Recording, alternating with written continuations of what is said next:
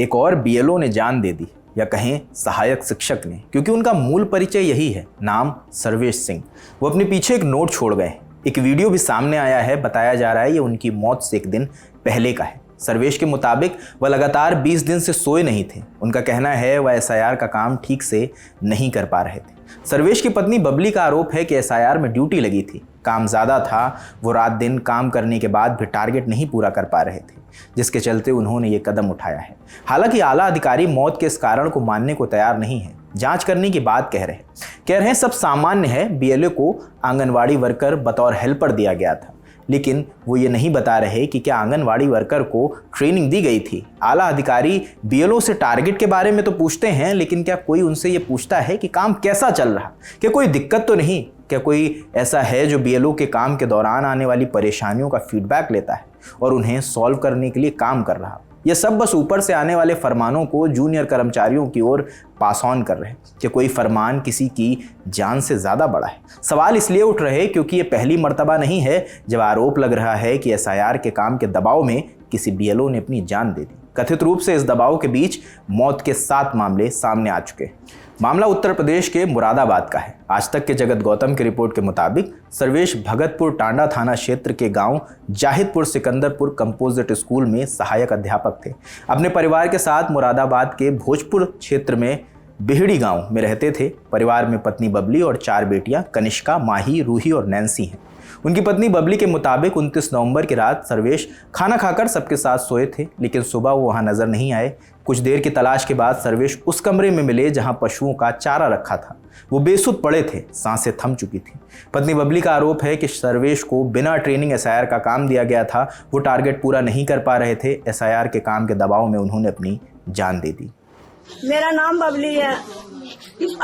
कराए एसआईआर वाले फॉर्म जो भरे जा रहे हैं, फिल करे हैं, या तो इन्हें ट्रेनिंग देनी चाहिए थी। पहले ट्रेनिंग नहीं दी ना, एकदम बीएलओ बना दिया। स्कूल के हेड मास्टर हैं, बीएलओ थोड़ी है वो। या तो उन्हें ट्रेन करते कि तुम्हें ये काम करना है। इतने सारे फॉर्म दे दिए उन्हें, 1015 फॉर्म दे दिए उन्हें फिल करने के लिए। आके ये लोग किसी का सपोर्ट तक नहीं मिला उन्हें। अच्छा, क्या कारण है जो इन्होंने किया है? दबाव के कारण करा उन्होंने।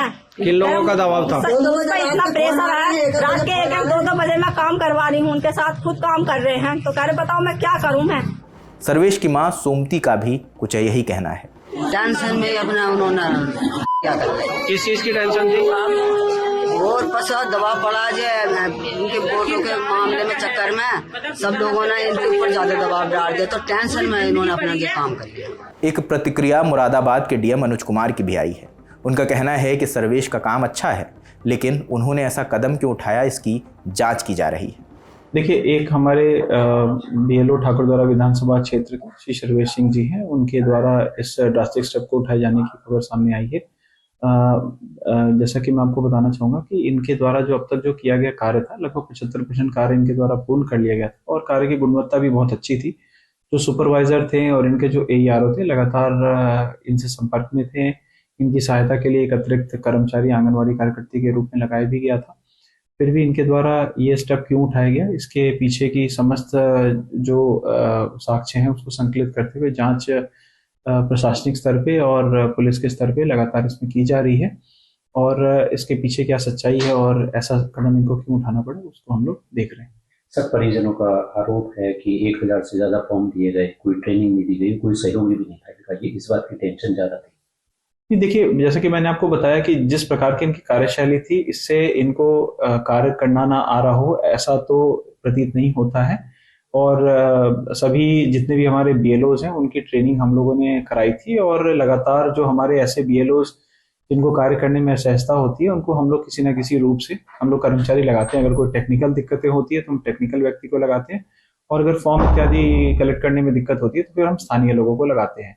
तो लगातार हम मदद कर रहे हैं। डीएम अनुज कुमार कह रहे हैं कि बीएलओ को ट्रेनिंग दी गई थी, हालांकि परिवार इस बात को मानने को तैयार नहीं।